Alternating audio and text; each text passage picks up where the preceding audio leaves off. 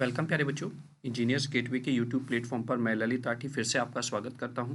जैसा कि आप जानते हैं, हम यहां पर एक नया सब्जेक्ट स्टार्ट कर चुके हैं जिसका नाम है एनवायरनमेंट एंड इकोलॉजी।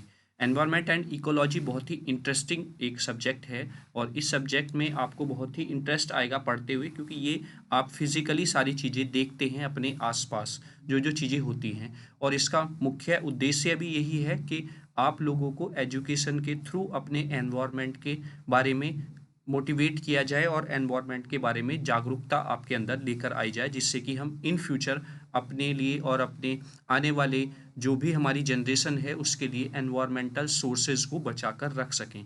जैसा आपने पहले लेक्चर में देखा भी होगा, हमने वहाँ पर पढ़ा था कि एनवायरमेंटल स्टडी का क्या मायने हैं, क्यों हम एनवायरमेंटल स्टडी को लेकर आए हैं।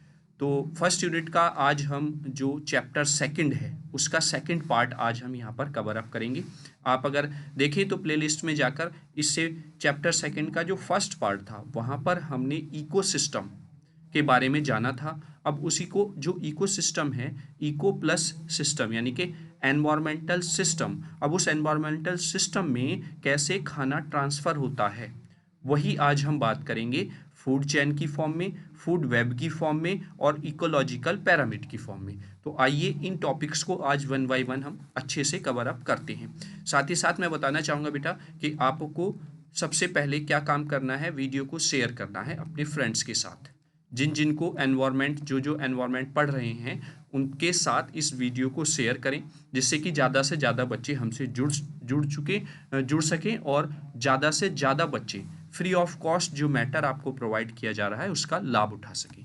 तो चलिए स्टार्ट करते हैं। जैसा कि आप यहाँ पर देख रहे होंगे, फंक्शनल यूनिट ऑफ इकोसिस्टम, इसके बारे में थोड़ा समझते हैं। The ecosystem's function is to maintain its various part working together, यानी कि इकोसिस्टम का फंक्शन जो है वो मेंटेन करना है, जो उसके डिफरेंट डिफरेंट पार्ट्स हैं उनके बीच में कैसे वर्किंग हो रही है उसको। आगे, it is a natural process of a transfer of energy in different biotic and abiotic element of the world। और ये एक नेचुरल प्रोसेस है एनर्जी के ट्रांसफ़र का, चाहे वो बायोटिक हो या एबायोटिक एलिमेंट हो, पूरे ब्रह्मांड के अंदर। Ecosystem maintain all the important ecological process, ecosystem सारे इकोलॉजिकल प्रोसेस को मेंटेन करके चलता है, उनकी सबकी इंपॉर्टेंस होती है, इंक्लूडिंग न्यूट्रिएंट साइक्लिंग, जैसे न्यूट्रिशन का ट्रांसफ़र होना है एक प्लेस से, यानी कि एक पॉइंट से दूसरे पॉइंट पर, एक ऑर्गेनिज्म से दूसरे ऑर्गेनिज्म में। आगे, ecosystem have different functional unit, those are, ecosystem में डिफरेंट टाइप की फंक्शनल यूनिट्स होती हैं। जैसे प्रोडक्शन, सबसे पहली यूनिट जो है वो है प्रोडक्शन। इसमें देखते हैं क्या है, any ecosystem must have a consistent supply of solar energy to survive and function, यानी कि इकोसिस्टम में continuously supply of solar energy होता रहता है जिससे कि सर्वाइव कर सकें हमारे प्लांट्स, हमारे ऑर्गेनिज्म। इकोसिस्टम में primary production is influenced by the types of plant that live here, यानी कि प्राइमरली जो प्रोडक्शन है करते हैं, जो प्रोड्यूसर होते हैं, अगर लास्ट वीडियो आपने देखा होगा तो हमने उसमें बहुत अच्छे से प्रोड्यूसर, कंज्यूमर और डिकम्पोजर के बारे में बात की है।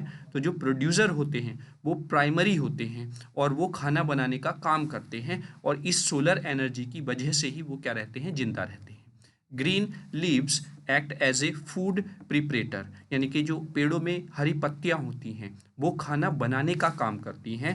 While roots draw nutrition from the soil, और जो रूट्स होती हैं, जड़ें होती हैं, वो मिट्टी में से न्यूट्रिएंट लेने का काम करती हैं, जिस वजह से आपका कोई भी प्लांट ग्रो कर पाता है। Herbivores consume the plants which then provide food for carnivores, यानी कि जो हर्बीवोरस हैं वो कंज्यूम करते हैं प्लांट्स को और वो फिर उनको कंज्यूम करते हैं कार्निवोरस, जिससे कि ट्रांसफ़र ऑफ एनर्जी होता है, ट्रांसफ़र ऑफ फूड एक पोजीशन से दूसरे पोजीशन में किया जाता है। तो ये प्रोडक्शन की बात हो गई, जो फंक्शनल यूनिट है इकोसिस्टम का। आगे बात करते हैं हम डीकम्पोजिशन की। तो अगर हम डीकम्पोजिशन की बात करें तो decomposition is the break down of complex organic matter by decomposers into the inorganic components such as the carbon dioxide, water and nutrient, यानी कि जब ये सारा प्रोसेस होगा तो फाइनल जो पॉइंट आएगा वो आएगा डिकम्पोजिशन का। जो डिकम्पोजर्स काम करते हैं उनका काम क्या होता है, डिकम्पोजर्स का किसी डेड बॉडी को वो डिकम्पोज करते हैं इनऑर्गेनिक कंपाउंड्स में, जैसे कार्बन डाइऑक्साइड में कन्वर्ट कर दिया, वाटर की फॉर्म में या न्यूट्रिएंट की फॉर्म में। आगे, the decomposers break down garbage and dead organic materials. जो डिकम्पोजर्स होते हैं वो ब्रेक डाउन करते हैं गार्बेज और डेड ऑर्गेनिक मटेरियल्स को। The primary decomposers in many ecosystems are fungi and bacterias. जो प्राइमरी डिकम्पोजर्स की अगर हम बात करें तो वो क्या है, फंगस जो लगती है और बैक्टीरियाज जो होते हैं वो आपके प्राइमरी डिकम्पोजर्स में आ जाते हैं। क्लियर। अब इसके बाद आते हैं एनर्जी फ्लो में, क्योंकि इन सब प्रोसेस में एक चैन बन रही है जिसको हमने इकोसिस्टम बोला है, और ये चैन जो मेंटेन है ये due to the flow of energy है, क्योंकि हमें एक की वजह से दूसरे को एनर्जी मिल रही है जिससे कि वो सर्वाइव कर पा रहा है। तो इसको समझते हैं एनर्जी फ्लो को। Radiant energy from the sun is the primary source of energy in all ecosystem. यानी कि जो सूर्य से हमें एनर्जी मिल रही है वो प्राइमरी सोर्स है एनर्जी का इकोसिस्टम में। आगे, द इकोसिस्टम ऑटोट्रॉपिक और self sustaining creative utilise the energy of the sun. यानी कि इकोसिस्टम में अगर आप सन को बोलें तो वो ऑटोट्रॉपिक या सेल्फ सस्टेनिंग प्रोवाइड कराता है एनर्जी, जिससे कि हमारे प्रोड्यूसर सर्वाइव कर पाते हैं। Plants use the sun energy to change carbon dioxide and water into the simple. यानी कि जो प्लांट्स हैं सन की एनर्जी का यूज करते हैं कार्बन डाइऑक्साइड और वाटर को सिंपल फॉर्म में कन्वर्ट करने के लिए, एनर्जाइजिंग कार्बोहाइड्रेट्स।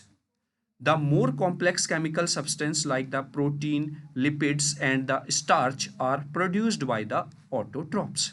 यानी कि जो आपके कॉम्प्लेक्स केमिकल सब्सटेंसेज हैं जैसे प्रोटीन हो गया, लिपिड्स हो गए और स्टार्च हो गया, ये ऑटोट्रॉप्स प्रोड्यूस करते हैं। Energy goes unidirectionally from the sun to the producer. फिर हर्बीवोरस एंड द कार्निवोरस।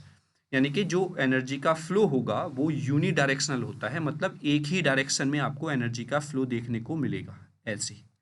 ऐसा नहीं कि एनर्जी का फ्लो इस डायरेक्शन से फिर ऐसे भी हो जाए, ये पॉसिबल नहीं है। तो मतलब कि प्रोड्यूसर में जाएगी सन की एनर्जी, फिर हर्बीवोरस में जाएगी, फिर कार्निवोरस में, इस तरीके से प्रोसेस चलता है और फाइनली डिकम्पोजर्स उसको डिकम्पोज कर देंगे।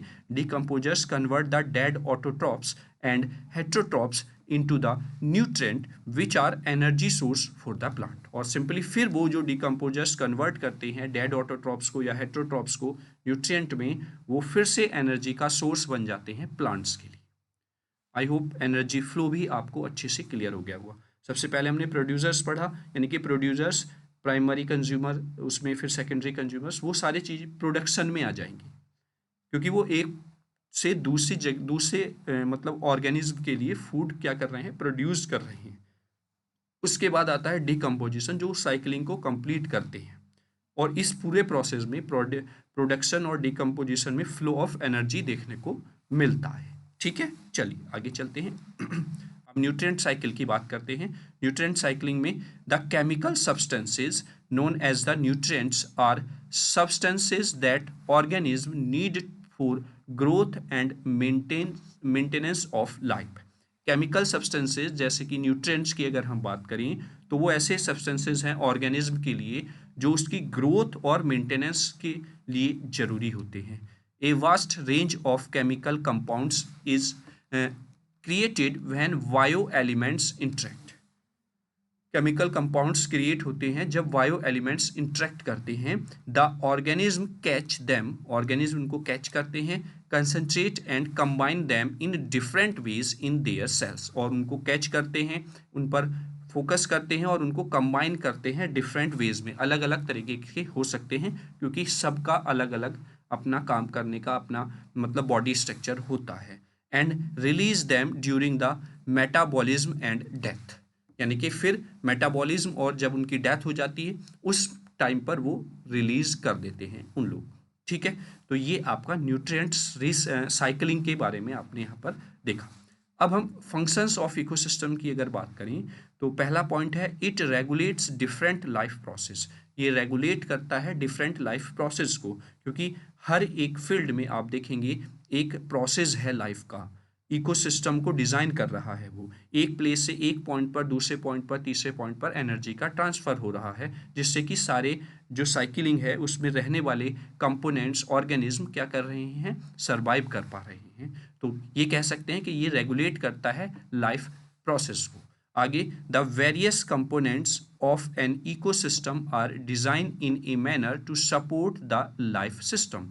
जो वेरियस कंपोनेंट्स हैं इकोसिस्टम के, वो डिज़ाइन किए जाते हैं इस मैनर में जिससे कि वो सपोर्ट कर सकें लाइफ सिस्टम को, तो डिज़ाइन। आगे, it regulates various type of nutrients cycles. ये रेगुलेट करते हैं various type of nutrient cycles को।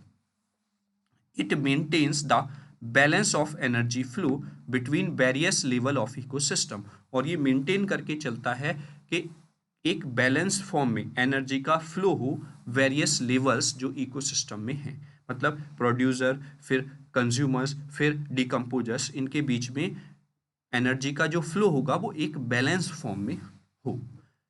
It regulates the cycling of nutrients between the abiotic and biotic factors. And ecosystem का जो मेन फंक्शन एक और ये है कि ये रेगुलेट करता रहता है साइक्लिंग ऑफ न्यूट्रिएंट, जो न्यूट्रिएंट की साइकिल है between the biotic and biotic abiotic factors. ठीक है, चलिए आगे चलते हैं। अब बात करते हैं फूड चेन और फूड वेब की। तो सबसे पहले हम फूड चेन के बारे में जानेंगे कि फूड चेन क्या होता है। तो अगर आप इस डायग्राम को देखें यहाँ पर बेटा, तो ये सन है, बारिश हो रही है ना, और इस सन और वाटर के कॉम्बिनेशन से आपका जो प्लांट है वो ग्रो कर रही हैं, यानी कि ये ग्रो करके यहाँ पर प्लांट्स क्रिएट हुए। अब इन प्लांट्स को यानी कि हम प्रोड्यूसर बोल देंगे। अब इन प्लांट्स को ग्रास होपर खाएगा, जिसको हम प्राइमरी कंज्यूमर बोलेंगे। फिर इसको फ्रॉग खाएगा, इस ग्रास होपर को, तो इसको हम सेकेंडरी कंज्यूमर बोल देंगे। और फिर इस फ्रॉग को स्नेक खाएगा, तो टेटरी कंज्यूमर इसको हम बोल देंगे। और फिर इसको आपका हॉक यानी कि जैसे आप बाज बोल सकते हैं, चील बोल सकते हैं, ये इस स्नेक को खा लेगा। ठीक है, और फाइनली इनको फंगी, यानी कि जब ये डेड बॉडी में कन्वर्ट हो जाते हैं तो इनको कौन खाएंगे, फंगस, या इनको जो छोटे छोटे कीड़े होते हैं वो इसको ख़त्म करेंगे। तो हम इसको फाइनल कंज्यूमर या फिर हम इसको डीकम्पोजर भी बोल सकते हैं। ठीक है, तो यानी कि ये आपका एक चेन है। तो और इस चेन में क्या ट्रांसफ़र हो रहा है बेटा, फूड का। देखो आप, भाई ग्रास होपर को फूड मिला कहाँ से, प्लांट से। और इस फिर फ्रॉग को फूड कहाँ से मिला, इससे ग्रास होपर से। और फिर इस स्नेक को फूड कहाँ से मिला बेटा, इस स्नेक को फूड मिला फ्रॉग से। और फिर इस हॉक को फूड कहाँ से मिला, इस हॉक को फूड मिला स्नेक से। तो मतलब कहने का ये है कि इसमें जो इस चेन में ट्रांसफर किसका हो रहा है, फूड का, तो इसलिए इसको नाम दे दिया गया फूड चेन। अब आइए समझते हैं इसके बारे में। The cycle of energy start with solar energy. एक सेकेंड, थोड़ा ज़्यादा हो रहा है, हाँ। यानी कि जो साइकिल है एनर्जी की स्टार्ट होती है वो सोलर एनर्जी से होती है। The chain of energy transfer from one level to another top most level is known as the food chain. मतलब जो एनर्जी का ट्रांसफर है सबसे लोअर लेवल से सबसे हायर लेवल तक, वो आपका फूड चेन कहलाता है, जैसा हमने इस डायग्राम में भी देखा। आगे, plants absorb solar energy and synthesise their food. अपना फूड बनाते हैं, प्लांट्स एनर्जी को एब्जॉर्ब करते हैं सूर्य से, सन से। Later on herbivores feeds on the plants for the energy. Herbivores उनको खाते हैं, एनर्जी को लेते हैं वहाँ से, है ना। ये हर्बीवोरस, कार्निवोरस, ओमनिवोरस बेटा लास्ट वाली वीडियो में बहुत बेहतर तरीके से डिटेल में मैंने आपको बताए हैं, जाकर आप वहाँ पर देख सकते हैं। आगे, similarly carnivorous and omnivorous feed on them for the energy. और फिर आगे कार्निवोरस या ओमनिवोरस जो भी हैं वो इन पर को कंज्यूम करते हैं और अपनी फूड लेते हैं और एनर्जी प्राप्त करते हैं अपने जीवन को सरवाइव कराने के लिए। तो ये आपका एक प्रोसेस होता है जिसको हम फूड चेन कह देते हैं, क्योंकि यहाँ पर जो ट्रांसफ़र हो रहा है फूड हो रहा है एनर्जी की फॉर्म में। ठीक है, चलिए आगे बात करते हैं फूड चेन की। और the sun is the ultimate source of energy on the earth. It provide the energy required for all the plant life. सभी प्लांट्स के लिए सनलाइट होना बहुत जरूरी है क्योंकि सभी प्लांट्स इसी से अपना खाना बनाते हैं। आगे, the plants utilise this energy for the process of photosynthesis, और प्लांट्स इस एनर्जी को यूज करते हैं for the photosynthesis which is used to the synthesise their food, अपना फूड बनाने के लिए इसको यूज करते हैं। During this biological process light energy is convert into the chemical energy and is passed on through the successive trophic levels, और इस process में एनर्जी कन्वर्ट होता है, जो सन एनर्जी यानी कि लाइट एनर्जी होती है वो कन्वर्ट हो जाती है किस में, केमिकल एनर्जी में, और इस केमिकल एनर्जी से आपका जो प्लांट्स होते हैं वो अपनी फूड को बनाते हैं, फूड प्राप्त करते हैं जिससे कि वो ग्रो कर सकें। ठीक है, थ्रू सक्सेसिव टॉपिक लेवल्स, अलग अलग लेवल के हिसाब से। The flow of energy from the producer to a consumer and eventually to a apex predator is called the food chain, और यही फ्लो ऑफ एनर्जी जो है प्रोड्यूसर से कंज्यूमर तक, कंज्यूमर से फिर डिकम्पोजर तक, फिर डिकम्पोजर से रिसाइकल होकर फिर आपका प्रोड्यूसर तक आ रही, तो that's called the food chain. आगे, dead and decaying matter along with the organic debris is broken down into its constituent by the स्कैवेजर्स।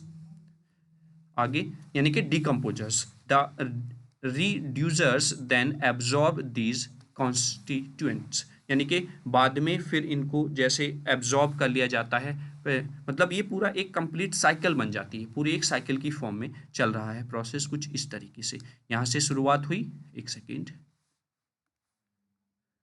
यहाँ से शुरुआत हुई ऐसे, और फिर यहीं पर आकर ये हो जाता है, दैट्स कॉल्ड ए साइकिल, और यही आपका फूड चेन कहलाता है। After gaining the energy the reducers liberate molecules to the environment which can be utilized again by the producers, और वो फिर से producers द्वारा यूटिलाइज कर लिए जाते हैं जब उनको डिकम्पोजर डिकम्पोज कर देते हैं। ठीक है, चलिए आगे देखते हैं। एक फूड चेन यहाँ पर बनाया गया है, उसको समझने की कोशिश करते हैं। पहला, अगर आप देखें यहाँ से सन से लाइट आ रही है जिसको यूज कर रहे हैं आपके प्लांट्स खाना बनाने में, तो ये प्रोड्यूसर्स हो गए। इस प्रोड्यूसर से अब ग्रास होपर ने एनर्जी ली इसको खाकर, फिर ग्रास होपर को चूहे ने या फ्रॉग ने, जैसा हमने पीछे वाली साइकिल में देखा था वहाँ पर फ्रॉग ने खाया था, तो यहाँ पर चूहा भी खा सकता है, और इस चूहे को आपका स्नेक खा लेता है, और इस स्नेक को आपके चील और आपका मोर या फिर आपकी बाज ये कंज्यूम करती हैं, और फाइनली जब ये वाली फाइनल जो कंज्यूमर है, बॉडी है, ये क्या होती है, मर जाती है, डेड हो जाती है, तो ये डिकम्पोज की जाती है डिकम्पोजर्स द्वारा, और फिर इसके न्यूट्रिएंट्स को ले लेते हैं आपके प्लांट्स। तो यही पॉइंट वाइज यहाँ पर लिखा हुआ है, जैसे 1 पॉइंट हमने दिया हुआ है, तो the grasshopper eat the plants, grasshopper plant को खाएगा। The mouse eat the grasshopper, mouse eat खाएगा ग्रास होपर को। स्नेक ईट्स द माउस, और स्नेक जो है, सांप जो है वो माउस को खाएगा।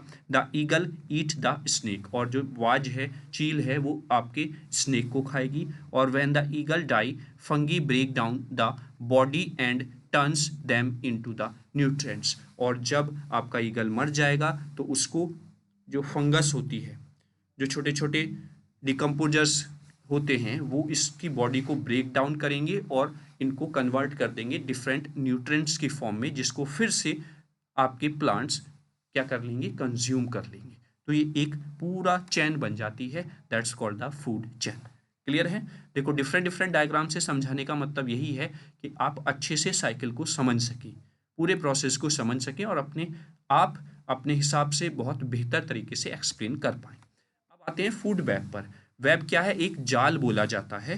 तो आप यहाँ पर देख भी रहे होंगे, अगर डायग्राम की बात करूँ तो पहले हम केवल एक ही डायरेक्शन में चल रहे थे, एक ही चीज़ हमको देखने को मिल रही थी, लेकिन अब यहाँ पर एक ये जाल की फॉर्म में बन गया। मतलब जो ये ग्रास है बेटा, ये जो घास है, इसको ग्रास होपर ही खा सकता है क्या? नहीं, इसको माउस भी खाता है, इसको रैबिट भी खाता है। और इस ग्रास होपर को क्या फ्रॉग ही खाएगा? नहीं, इस ग्रास होपर को आपका माउस भी खा सकता है, फ्रॉग भी खा सकता है, और बर्ड भी खा सकती है।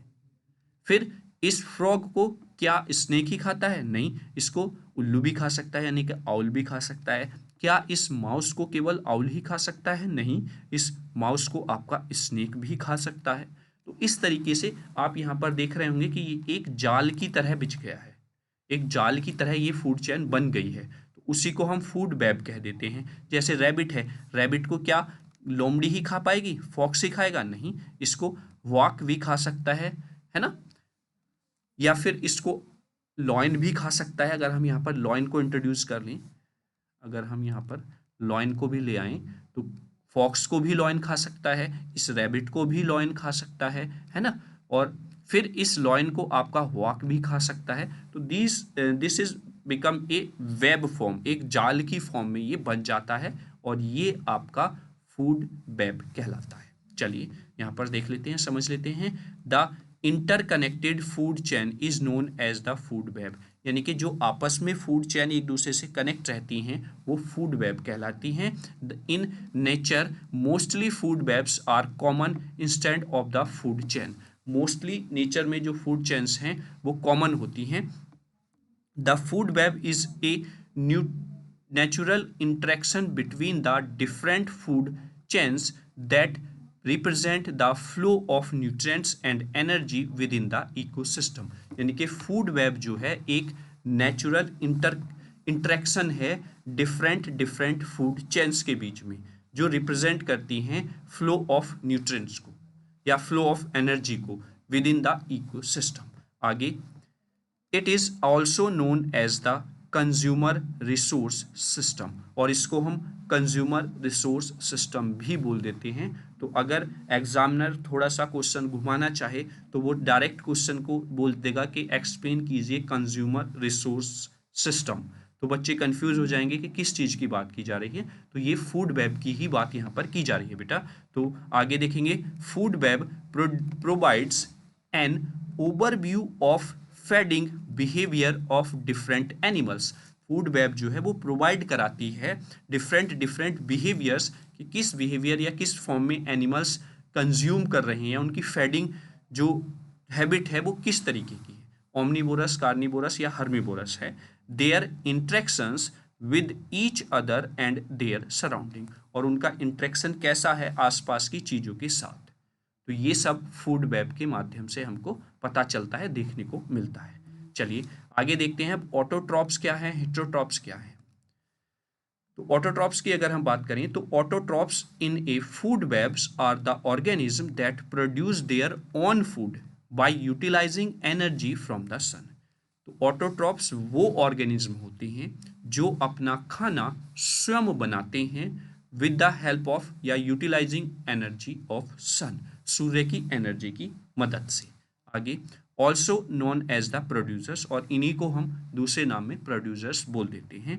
दे convert sunlight energy through the photosynthesis और utilise inorganic compounds by the chemosynthesis to produce the organic molecules, यानी कि ये कन्वर्ट करते हैं सनलाइट एनर्जी को फोटोसिंथेसिस में या यूटिलाइज करते हैं इनऑर्गेनिक कंपाउंड्स को by the chemosynthesis process to produce the organic molecules, mainly glucose जिसकी हम बात करें, है ना। तो these organism form the base of food chain, और यही ऑर्गेनिज्म बेस बनाते हैं फूड चेन का एंड फूड वेब्स का, that provide energy and nutrient for other trophic levels, जो एनर्जी प्रोवाइड कराते हैं, न्यूट्रिएंट प्रोवाइड कराते हैं अदर ट्रॉपिक लेबल्स को।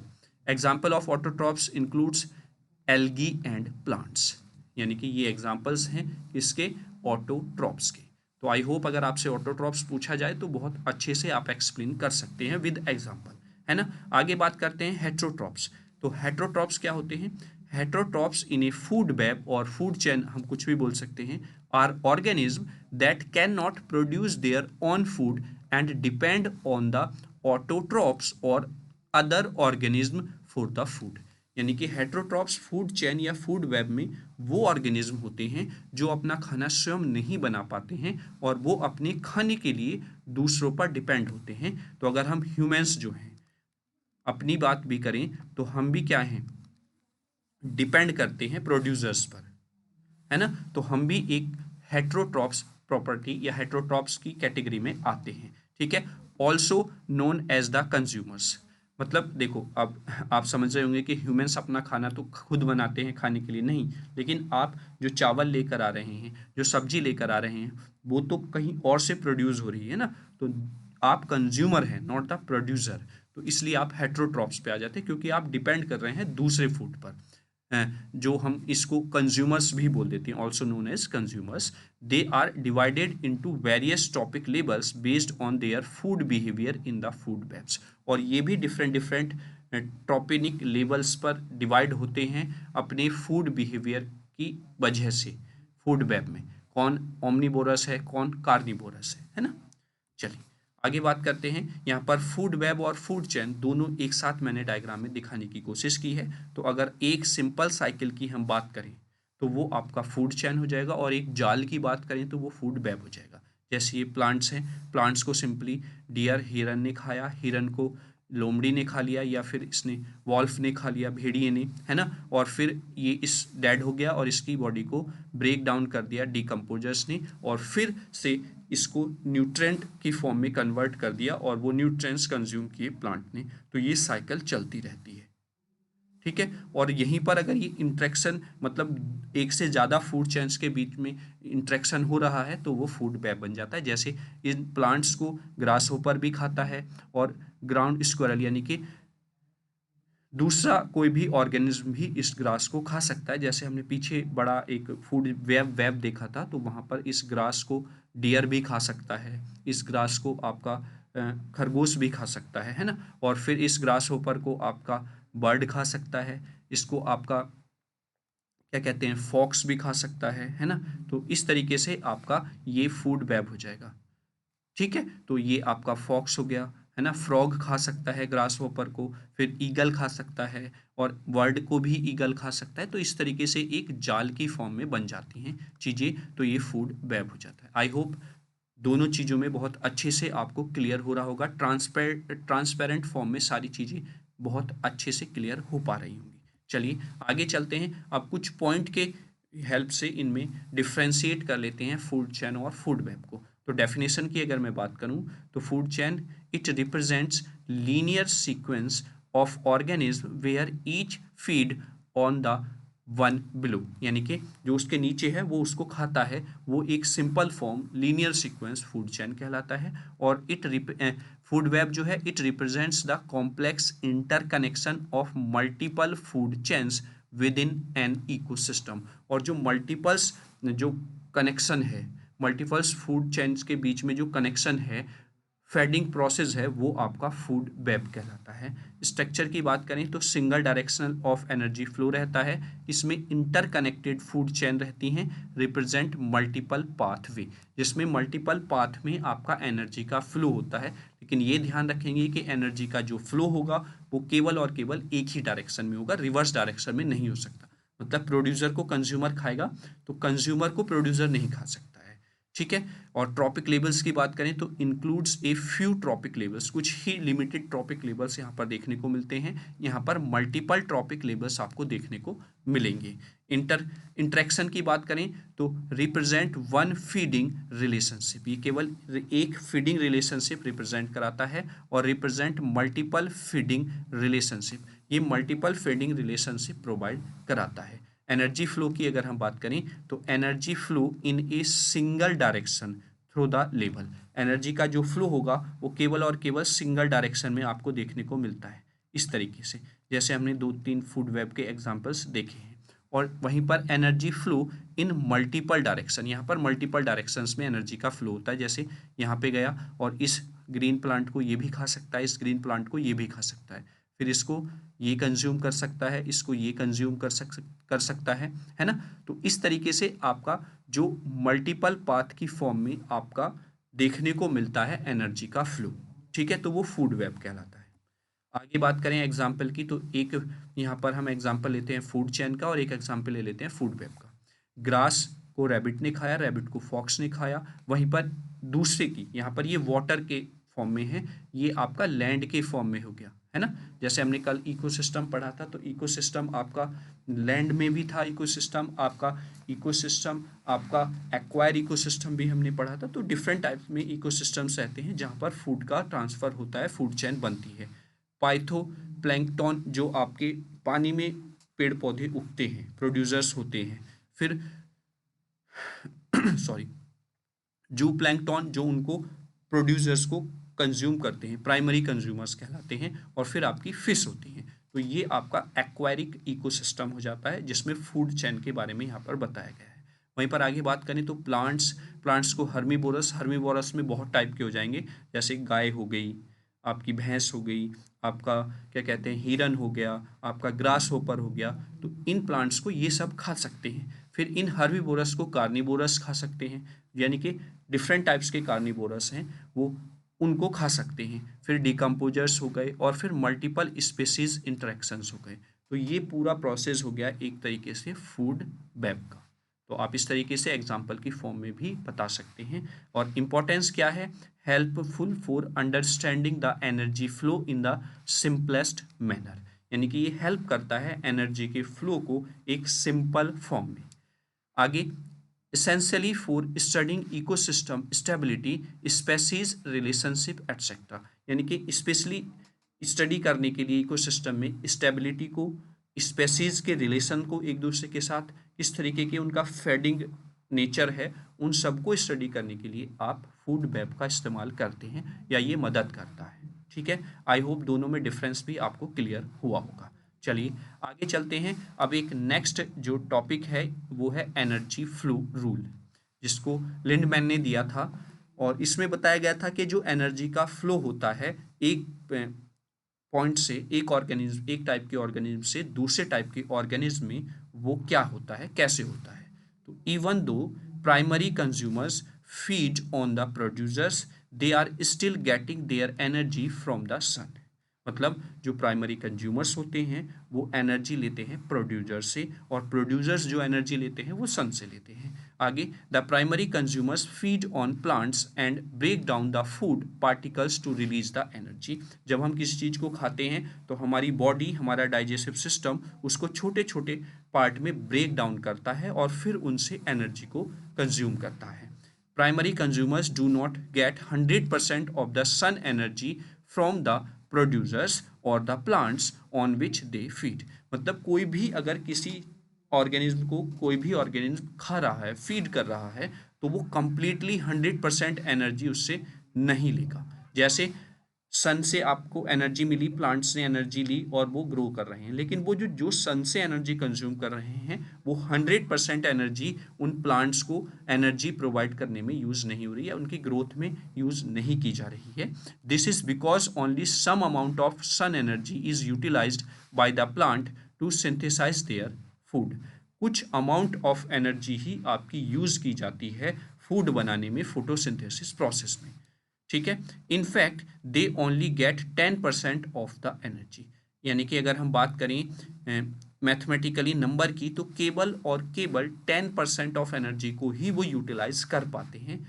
This is termed as the 10% rule, और इसी की वजह से इसको 10% रूल से जाना जाता है, which states that only 10% of the energy available gets passed on to the next level of the consumers. यानी कि इसका कहने का मतलब ये है केवल और केवल 10% एनर्जी ही प्रोड्यूसर से प्राइमरी कंज्यूमर तक पहुंच पाती है, और जब सेकेंडरी कंज्यूमर इसको कंज्यूम करेगा तो इस एनर्जी का जो इसके पास है उसका 10% यहाँ पर पहुंचेगा, और जब टेट्रियल कंज्यूमर के पास पहुंचेगा तो वो भी केवल और केवल इसका 10% ही कंज्यूम कर पाता है। तो this is called the 10% energy rule. ठीक है, चलिए आगे इसको देखते हैं एक पिरामिड की फॉर्म में। ये प्राइमरी प्रोड्यूसर्स हैं, यानी कि यहाँ पर ये ग्रास या फिर प्लांट यहाँ पर देखने को आपको मिल रहे होंगे, प्लांट्स। ठीक है, तो अगर सपोज हमने बात की कि जो प्लांट हैं वो 20,000 कैलोरी ऊर्जा को कंज्यूम करते हैं, तो आगे जाके जब ये प्राइमरी कंज्यूमर्स जो यहाँ पर आपको देखने को मिल रहे होंगे बेटा, जब ये इसको कंज्यूम करेंगे तो ये केवल और केवल इस 20,000 कैलोरी ऊर्जा का 10% ही कंज्यूम कर पाते हैं। तो अगर मैं 10% यहाँ से निकालूं तो केवल और केवल 2000 कैलोरी ऊर्जा इनको यहाँ से मिल पाएगी। फिर जब यही एनर्जी सेकेंडरी कंज्यूमर इनको कंज्यूम करेंगे, इनको खाएंगे, इनको फीड करेंगे, तो केवल और केवल 2000 का 10% ही कंज्यूम कर पाएंगे, यानी कि 10% ही इसका यूटिलाइज होगा एनर्जी अचीव करने में या फूड के लिए। वो केवल और केवल 200 कैलोरी ऊर्जा इनको देगा सेकेंडरी कंज्यूमर। वहीं पर टर्टियल कंज्यूमर की बात करें तो इस 200 किलो कैलोरी ऊर्जा का केवल और केवल 10% ही ये क्या कर पाएंगे, कंज्यूम कर पाएंगे। ठीक है, तो यहाँ पर केवल 20 कैलोरी ऊर्जा टर्टियल कंज्यूमर्स के पास पहुंचेगी। और आगे बात करें क्वाड्रियल कंज्यूमर्स भी हैं। अगर एक मतलब high level of food chain की बात अगर हम करें तो यहाँ पर इस 20 किलो एनर्जी का किलो कैलोरी एनर्जी का केवल और केवल 10% यानी कि 2 किलो कैलोरी ऊर्जा केवल और केवल लास्ट ऑफ द कंज्यूमर तक पहुंच पाएगी। मतलब 20,000 किलो कैलोरी ऊर्जा का केवल और केवल एंड पॉइंट तक 2 किलो कैलोरी ऊर्जा अमाउंट ही पहुंच पाया है। और अब आप देख सकते हैं कि इनको जैसे जैसे डिकम्पोज करेंगे, क्योंकि बेटा ये इस वजह से हो रहा है क्योंकि जब हम उसको कंज्यूम कर रहे हैं, उसको फीड कर रहे हैं, तो उससे फूड बनाने में एनर्जी वेस्ट हो रही है। तो इस वजह से केवल और केवल 10% ही ग्रो करने के लिए यूटिलाइज होती है आपकी एनर्जी जितनी आपने कंज्यूम की है। तो अगर मैं अब यहाँ से इस रूल के अकॉर्डिंग एक पॉइंट आपको बताने की कोशिश करूँ, तो अगर आप क्या हैं मतलब प्लांट्स पर ही डिपेंड करते हैं, यानी कि आप केवल और केवल मीट नहीं खाते हैं। अगर आप मीट नहीं खाते हैं, एक तरफ मैं अगर बात करूं आप मीट खाने वाला एक पर्सन है और एक तरफ है आपका जो हरी सब्जियां हैं, हरे प्लांट्स हैं, या फिर फल फ्रूट्स खाने वाला है, तो उसको ज़्यादा एनर्जी मिलेगी कंपेयर टू द मीट। वो कैसे, आप इस फूड चेन के माध्यम से समझ सकते हैं। अगर आप मतलब ह्यूमन बीइंग यहाँ पर है, माना सपोज ह्यूमन बीइंग यहाँ पर है, तो वो इसको कंज्यूम कर रहा है और वो इसको कंज्यूम कर रहा है। तो आप देख सकते हैं कि यहाँ पर जो उसके पास एनर्जी है वो थी, अगर सपोज प्लांट के पास थी 20,000 किलो कैलोरी, तो जब इसने इसको कंज्यूम किया तो इसको मिली 2,000 किलो कैलोरी एनर्जी। लेकिन अगर इसने कंज्यूम किया इसको, तो इसके पास केवल और केवल 200 किलो कैलोरी ऊर्जा पहुंची है, और कंज्यूम करने के बाद वो केवल और केवल 20 किलो कैलोरी ऊर्जा उसके पास पहुंचेगी। तो ये सारी चीज़ें आपको ध्यान में रखनी है कि इस एनर्जी रूल के अकॉर्डिंग भी आप समझ सकते हैं कि जो हमारे हरी सब्जियां होती हैं, हरे फल फ्रूट्स होते हैं, उनमें ज़्यादा एनर्जी होती है कंपेयर टू द जो मांस होता है उसके कंपैरिजन में। ठीक है, आई होप यहाँ तक आपको सारी चीज़ें क्लियर हुई होंगी।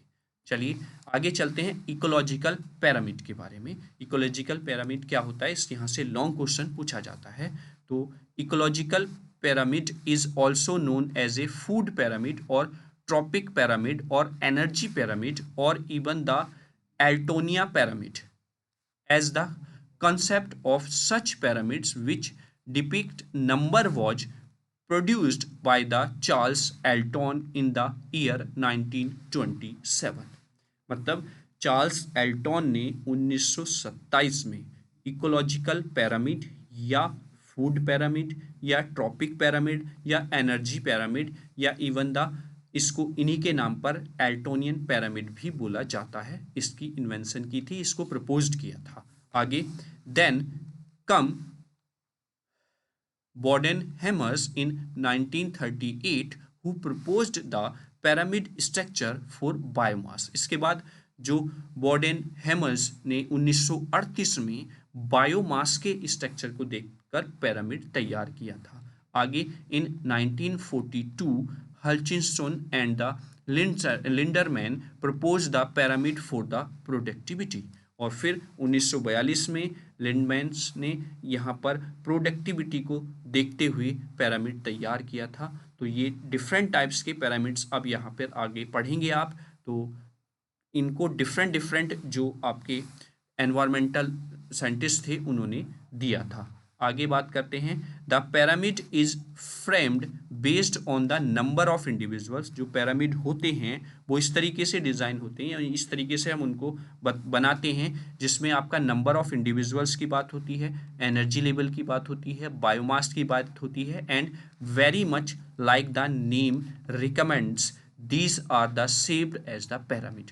पिरामिड की शेप में होते हैं, यानी कि ट्राइंगल इस तरीके की शेप में आपको देखने को ये मिलते हैं, और डिफरेंट डिफरेंट नेम्स जो हैं वो डिफरेंट डिफरेंट चीज़ों के अकॉर्डिंग नाम दिए जाते हैं। ठीक है, जैसे नंबर ऑफ इंडिविजुअल्स के बारे में अगर हम बात करेंगे, एनर्जी के बारे में अगर हम बात करें, बायोमास के अगर बारे में हम बात करें, ठीक है। The various kind of the ecological pyramids depend on how much energy और बायोमास और individuals are accessible to each trophic level. मतलब अगर आप इकोलॉजिकली पिरामिड की बात करें तो वो डिपेंड करता है कि कितनी एनर्जी लेवल है एक ट्रॉपिक लेवल से दूसरे ट्रॉपिक लेवल पर, या बायोमास क्या है, या इंडिविजुअल्स नंबर कितने हैं, तो उसके हिसाब से उसका स्ट्रक्चर, उसकी पोजीशन बनती है। ठीक है, चलिए आगे आते हैं। यहाँ पर आप देख रहे होंगे वही चीज़ एनर्जी ट्रांसफ़र जो हमने 10% रूल में देखी है ना। जैसे ये प्रोड्यूसर हो गया, प्राइमरी कंज्यूमर हो गया, सेकेंडरी कंज्यूमर, टेट्रियर कंज्यूमर हो गया, क्वार्टियर कंज्यूमर हो गए, तो इन पे 10% एनर्जी पहुँच रही है, एनर्जी का ट्रांसफ़र हो रहा है। जितनी एनर्जी है उससे नेक्स्ट पर केवल और केवल उसकी 10% एनर्जी पहुँच पाती है। ये एनर्जी का फ्लो यहाँ पर है, 10% रूल को ही दिखा रहा है। अब टाइप्स ऑफ, यहाँ पर हम ट्रॉपिक इकोलॉजिकल पिरामिड की बात करें तो the ecological pyramids is of 3 types, the pyramid of number, the pyramid of biomass and the pyramid of energy. 3 type के पिरामिड होते हैं, नंबर के बेस पर, बायोमास के बेस पर और एनर्जी के बेस पर। तो सबसे पहले हम पिरामिड ऑफ नंबर्स देखते हैं।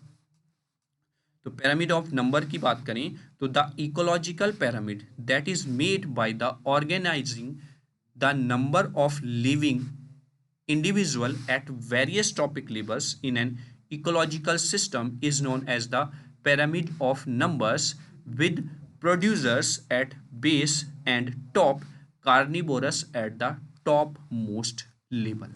मतलब कहने का ये है कि जो ऑर्गेनिज्म हैं उनके नंबर्स के according different different trophic levels होते हैं, और उससे एक पिरामिड तैयार होता है, that's called the pyramid of number. मतलब जैसे आपका प्रोड्यूसर है तो प्रोड्यूसर का नंबर क्या है, फिर उसके बाद आते हैं कंज्यूमर्स, तो कंज्यूमर्स कितने किस नंबरिंग में हैं, फिर उसके बाद आते हैं डिकम्पोजर्स, वो डिकम्पोजर्स किस नंबरिंग में हैं। तो अगर प्रोड्यूसर्स का नंबर ज़्यादा है तो इस तरीके से उस पिरामिड का रीजन नीचे प्रोड्यूसर्स पर ज़्यादा बना दिया जाएगा। तो इस तरीके से ये आपका डिज़ाइन होता है। ठीक है, अगर डिकम्पोजर्स की नंबरिंग ज़्यादा है तो यही आपका उल्टा बन जाएगा, इस तरीके से, ये छोटा हो जाएगा ये बड़ा, इस तरीके से। तो यहाँ पर लिखा हुआ भी है, the pyramid of numbers can be both upright and the inverted. मतलब इस डायरेक्शन में भी बन सकता है, ऊपर की तरफ और नीचे की तरफ भी हो सकता है। ठीक है, क्योंकि यहाँ पर नंबर्स की बात की जा रही है, जिस लेवल पर ज़्यादा नंबर हैं उसी के हिसाब से यहाँ पर आपका पिरामिड डिज़ाइन हो जाएगा। आगे के डायग्राम में यही चीज़ दिखाई गई। अगर आप बात करें, यहाँ पर प्रोड्यूसर्स हैं, हर्बीवोरस हैं, कार्निवोरस हैं और टॉप कार्निवोरस हैं। वहीं पर इसमें अगर आप दूसरी तरफ देखें तो हाइपर पैरासाइट्स हैं, हर्बीवोरस हैं, प्रोड्यूसर्स हैं। तो अगर प्रोड्यूसर्स का नंबर कम है तो ये आपका पिरामिड देख रहे होंगे आप, उल्टा बना हुआ है, ट्राइंगल आपका उल्टा देखने को मिल रहा होगा। और अगर प्रोड्यूसर्स का नंबर ज़्यादा है तो यही आपको पिरामिड सीधा बना हुआ दिख रहा होगा, यानी कि ट्राइंगल सीधा है। मतलब जैसे कहीं पर आप देखते हैं घास बहुत ज़्यादा है, उसको खाने वाले हर्बीवोरस बहुत कम है, फिर उनको और कंज्यूम करने वाले कार्निवोरस कम हैं, फिर उनको भी और कंज्यूम करने वाले टॉप कार्निवोरस और भी कम हैं, तो वो पिरामिड आपका इस तरीके से सीधा बनेगा। और वहीं पर अगर हम बात करें, जैसे फॉर एग्जांपल आप किसी तालाब की या नदी की बात कर लें, उसमें बड़ी मछलियाँ बहुत ज़्यादा हैं, छोटी उससे भी कम है, फिर जो छोटियाँ कंज्यूम करती हैं खाने को वो और भी कम है। ठीक है, जू पेरेस्ट्राइट, और फिर उनके जो प्लांट हैं जिनको वो कंज्यूम करती हैं वो और भी कम मात्रा में होते हैं। तो वो पिरामिड नंबर्स के हिसाब से उल्टा बन जाएगा। क्लियर हुआ? आई होप यहाँ तक आपको क्लियर होगा। जैसे आप सिंपल लैंग्वेज में मैं बात करूँ कि आपकी क्लास में 50 बच्चे हैं, जिसमें से 30 बच्चे फर्स्ट डिवीज़न वाले हैं, फिर उसमें से 10 और बच्चे जो हैं वो 70% वाले हैं, फिर जो और 10 बच्चे हैं वो 75% वाले हैं। इस तरीके से तो वो नंबर ऑफ पैरामिड्स जो है वो उसके हिसाब से बन जाएगा कि फर्स्ट डिवीज़न वाले सबसे नीचे बहुत ज़्यादा हैं, फिर सेकंड डिवीज़न वाले, फिर थर्ड डिवीज़न वाले। और अगर हम बात करें उल्टी पैरामिड की नंबर्स के हिसाब से, तो हमने कहा कि 90% वाले बहुत ज़्यादा हैं, 30-90% वाले हैं, तो यहाँ पर 90% वाले आ जाएंगे। ऊपर वाले लेवल पर यहाँ पर 90%, यहाँ पर फिर 80% के और कम हैं, फिर 70% के और भी कम हैं, और फिर 60% के और भी कम हैं। और यहीं पे बात करें 60% यहाँ है, फिर 70% यहाँ है, फिर 80% यहाँ है।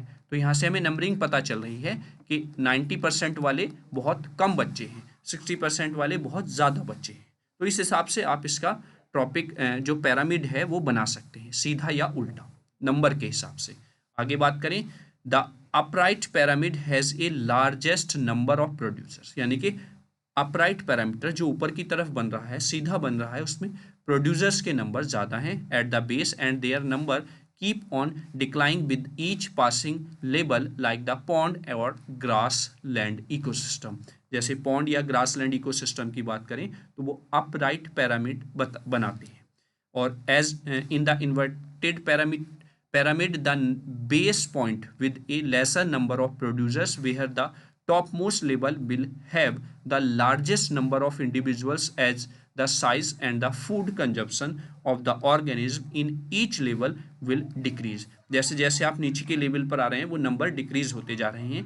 In this system one individual producers can support many primary consumers, मतलब जो इंडिविजुअल प्रोड्यूसर है वो बहुत सारे कंज्यूमर्स को सपोर्ट कर रहा है। Similarly one primary consumer can support many secondary consumers, जो वन प्राइमरी कंज्यूमर है वो बहुत सारे सेकेंडरी कंज्यूमर्स पर को मतलब हैंडल किए हुए हैं। And so on, this type of pyramid is seen in the case of the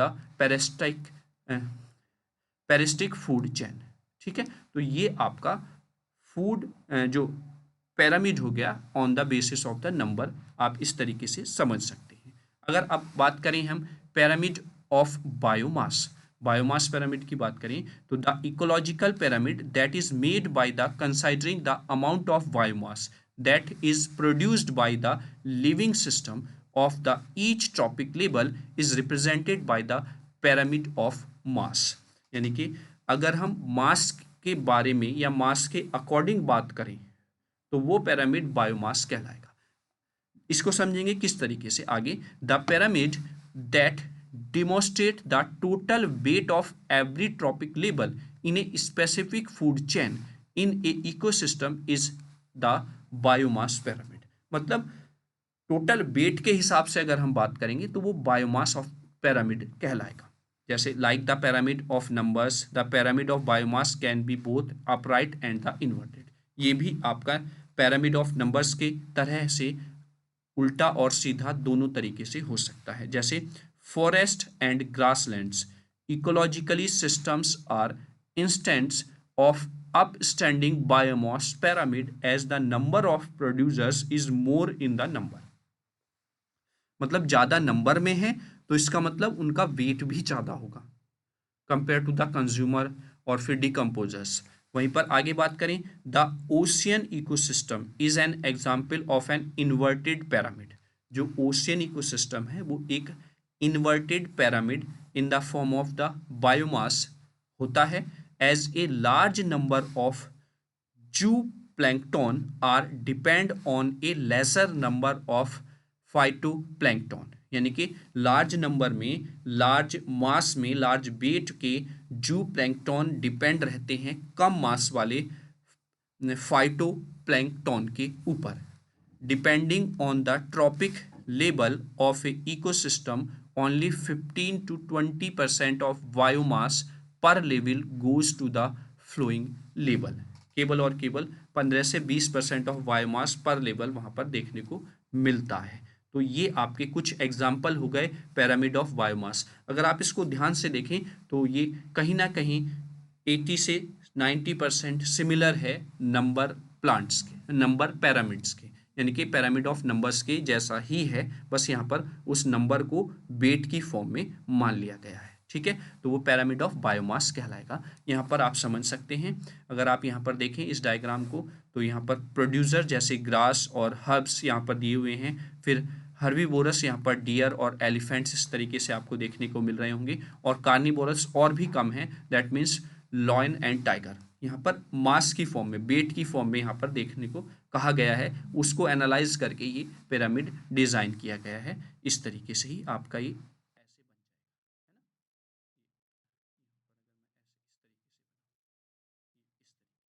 और सिमिलरली यहाँ पर आपको देखने को मिलेगा ऐसे आपका ये वाला पिरामिड, ये इस तरीके से है ना। तो दिस इज द टेट्रियल कार्निवोरस, यानी कि बहुत बड़ी बड़ी फिशेज हैं, फिर कार्निवोरस उससे छोटी फिशेज हैं, इंसेक्ट्स हैं, फाइटोप्लैंक्टॉन्स हैं। तो ये आपका हो जाएगा इन्वर्टेड पिरामिड ऑफ बायोमास।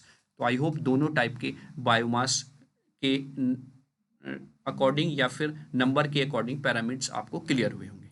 चलिए आगे बात करते हैं पिरामिड ऑफ एनर्जी। ये डिफर है दोनों टाइप के जो पिरामिड हमने पीछे पढ़े हैं। The ecological pyramid which is formed by determining, देखो इसको समझने से पहले आप खुद ही अंदाजा लगाइए, जो हमने अभी 10% रूल पढ़ा है बेटा, तो 10% रूल जैसे जैसे ऊपर जा रहे हैं हम, जैसे जैसे लेवल्स बढ़ रहे हैं, वैसे वैसे एनर्जी कम हो रही है ना। तो बस आपको समझ में आ गया होगा कि ये जो पिरामिड बनता है ये सीधा बनता है, उल्टा नहीं बनेगा कभी भी, है ना। तो the ecological pyramid which is form by determining the flow of energy from one trophic level to the another is known as the pyramid of energy, यानी कि एक एनर्जी लेवल से दूसरे एनर्जी लेवल तक पहुंचने पर जो पिरामिड तैयार हो रहा है, बन रहा है, वो पिरामिड ऑफ एनर्जी कहलाएगा। The producers situated at the base of the pyramid of energy have the highest amount of energy and the topmost consumer at the top has the least amount of energy। मतलब जो producers नीचे base पर हैं, उनमें अगर आप energy की बात करें तो उनकी एनर्जी हाईएस्ट अमाउंट में होती है, और अगर आप टॉप मोस्ट कंज्यूमर पर पहुंचे तो वहां पर एनर्जी का अमाउंट कम होता है ना। तो ये इस तरीके से आप कह सकते हैं कि अपराइट ही बनेगा। The pyramid of energy is always upright, देखो यहाँ पर लिखा हुआ है हमेशा अपराइट ही बनेगा। This pyramid addresses the complete energy content of each topic level in an ecological system. ठीक है, तो ये आपका पिरामिड ऑफ एनर्जी कहलाता है। आगे कुछ पॉइंट्स और लिखे हुए हैं। The base of this pyramid यानी कि producers has the most amount of energy acquire from the sun fixed by the help of the photosynthesis, यानी कि जो प्रोड्यूसर्स हैं, प्लांट्स हैं, जो सन से अपनी एनर्जी को ले रहे हैं, खाना बना रहे हैं फोटोसिंथेसिस के माध्यम से, तो वहां पर एनर्जी ज़्यादा। The flow of energy in this pyramid proves that energy can either be created nor can be destroyed. एक second. Destroyed given by the law of thermodynamics, है ना। यानी कि सिंपल ये भी बता रहा है कि एनर्जी को ना तो मतलब प्रोड्यूस किया जा सकता है, ना उसको डिस्ट्रॉय किया जा सकता है। आगे however as indicating by the Lindsman 10% regulation rule या law, only 10% of energy gets transferred from one level to the another, as most that the 90% is lost as heat is used in the breathing। मतलब सांस लेने में, खाना बनाने में, digestion में, सब में इसमें 90% उस एनर्जी का अमाउंट क्या हो जाता है, लॉस हो जाता है। तो उस कंज्यूमर को या फिर उस ऑर्गेनिज्म को केवल और केवल 10% एनर्जी ही मिल पाती है। Some are utilised in physiological cycle and the rest is utilised by the decomposers, और बाद में जो रेस्ट है वो डिकम्पोजर्स द्वारा यूटिलाइज कर ली जाती है। तो आई होप यहाँ तक आपको क्लियर हुई होंगी सारी बातें। बहुत अच्छे से मैंने एक्सप्लेन करने की कोशिश की है, हर एक टॉपिक एक दूसरे से इंटरकनेक्टेड है, तो इसलिए आपको आराम से समझना है, आराम से सारी चीज़ों को बहुत अच्छे से समझ लेना है। और फिर से 5 सेकंड 10 सेकंड का समय निकालिए और वीडियो को बेटा ज़्यादा से ज़्यादा आप शेयर कर दीजिए अपने फ्रेंड्स के साथ, अपने दोस्तों के साथ। चलिए आगे बात करते हैं। यही यहाँ पर जो पिरामिड बन रहा है किसका, एनर्जी का, वो यहाँ पर दिखाने की कोशिश की गई है। तो पिरामिड की फॉर्म में अगर मैं बनाऊँ तो ये आपका इस तरीके से ही बन जाएगा। आपको बेहतर तरीके से समझाने के लिए मैंने कुछ इस तरीके से ही यहाँ पर ये बनाया हुआ था। तो अगर पिरामिड की बात करेंगे तो पिरामिड इसी तरीके से होता है। ये प्रोड्यूसर्स पे 100% अगर हम बात करते हैं तो प्राइमरी कंज्यूमर केवल और केवल इसका 10% ही ले पाएगा, और फिर सेकेंडरी कंज्यूमर केवल और केवल इसका 10% का यानी कि 1% ही यहाँ तक पहुँचेगा, और फाइनल जो top level of the consumer है या टॉप लेवल ऑफ द जो आपका फूड चेन या फूड वेब का है उस पर केवल और केवल 0.1% ऑफ एनर्जी ही पहुंच पाएगी, जो स्टार्टिंग में प्रोड्यूसर पर हमने 100% मेजर या 100% मानी थी, कंसिडर की थी। ठीक है, तो आई होप आपको तीनों टाइप्स ऑफ पिरामिड समझ में आए होंगे। Pyramid of number, pyramid of mass and pyramid of energy सारे आपको क्लियर हो गए होंगे। साथ ही साथ इस पिरामिड ऑफ एनर्जी के हेल्प से आपको 10% रूल जो है लिंड्समैन का वो भी क्लियर हुआ होगा। तो दोबारा से अब इंपॉर्टेंस क्या है इकोलॉजिकल पिरामिड की, इस पे बात कर लेते हैं। An ecological pyramid takes into the account that dietary patterns of the various living organism, यानी कि वेरियस टाइप के ऑर्गेनिज्म जो लिविंग हैं उनके डाइट के बारे में बताता है। The ecological pyramid takes into account the number of living creatures in an ecosystem, और नंबर ऑफ ऑर्गेनिज्म भी एक इकोसिस्टम में किस लेवल पर कितनी है वो भी हमें यहाँ पर पिरामिड के हिसाब से ही पता चलता है। It gives clarity of how much energy move to start with one trophic level and then on to the next level of the ecosystem, यानी कि पिरामिड ऑफ एनर्जी की बात अगर हम करते हैं तो उससे हमें पता चलता है कि कितनी एनर्जी एक लेवल से दूसरे लेवल पर ट्रांसफर हो रही है, पहुंच रही है।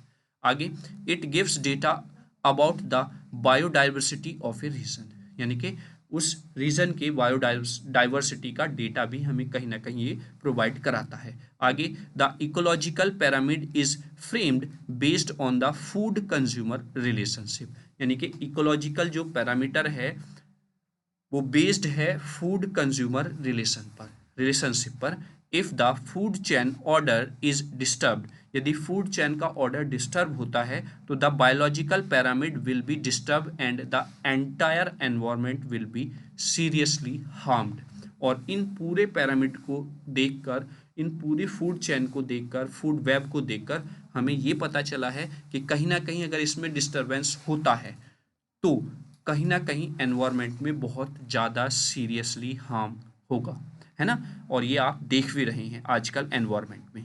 आगे it helps in keeping up the equilibrium and helping in the checking the entire state of the biological ecosystem, और ये हेल्प करता है कहीं ना कहीं हमें पूरे बायोलॉजिकल इकोसिस्टम को स्टडी करने में। ठीक, चलिए आगे बात कर लेते हैं। कुछ क्वेश्चंस की फॉर्म में भी मैं यहाँ पर लेके आया हूँ जिससे कि आपको पता चल सके कि किस टाइप से क्वेश्चनिंग बन सकती है, हो सकती है।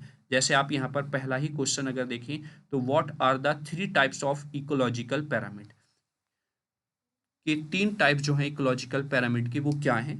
तो अगर अब अभी आपने देखा होगा तो नंबर्स के बेस पे, बायोमास के बेस पर और अमाउंट ऑफ एनर्जी के बेस पर हम क्लासिफाई कर लेते हैं।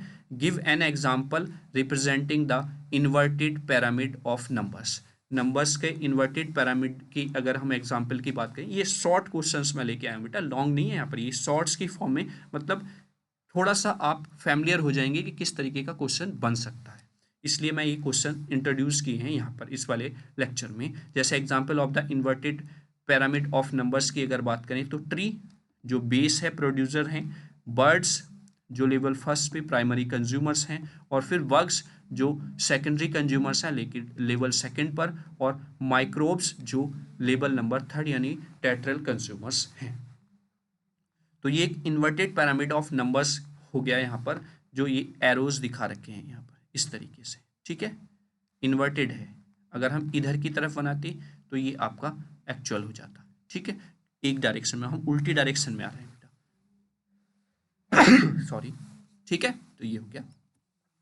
आगे नेक्स्ट क्वेश्चन किस टाइप से यहाँ पर है, give an example representing the upright pyramid of biomass. Biomass का अपराइट पिरामिड की अगर हम बात करें तो जैसे ग्रास नंबरिंग में बहुत ज़्यादा है ना, फिर रैबिट, बायोमास की बात हो रही है, देखो यहाँ पर लिखा हुआ भी है 1000 किलो पर मीटर स्क्वायर बायोमास है ग्रास का। और फिर रैबिट की बात करें जो प्राइमरी कंज्यूमर है, यहाँ पर 100 केजी पर मीटर स्क्वायर बायोमास में है, और फिर फॉक्स का अगर मास देखें तो 10 केजी पर मीटर स्क्वायर में ही आपको बायोमास में फॉक्स मिलेंगी। फिर लॉयन है जो केवल और केवल टेट्रियल कंज्यूमर हम यहाँ पर देख रहे हैं, और वो 1 केजी पर मीटर स्क्वायर बायोमास में भी आप बायोमास के रीजन में ही इतना मास आपको देखने को मिल रहा है। तो ये आपका अपराइट पिरामिड ऑफ बायोमास हो जाएगा। वहीं पर give an example of the representing A pyramid of energy, energy के पिरामिड को अगर हम रिप्रेजेंट करें तो जैसे ग्रास है उस पर 10,000 किलो कैलोरी एनर्जी अवेलेबल है, फिर उसको ग्रास होपर ने खाया तो उसने केवल और केवल 1,000 किलो कैलोरी ऊर्जा ही प्राप्त की उससे। फिर उसको फ्रॉग ने खाया, उसने केवल और केवल 100 किलो कैलोरी ऊर्जा ही वहाँ पर कंज्यूम की। और स्नेक ने खाया तो उसको केवल और केवल 10 किलो कैलोरी एनर्जी ही मिल सकी। ठीक है, तो ये आपका हो जाएगा पिरामिड ऑफ एनर्जी।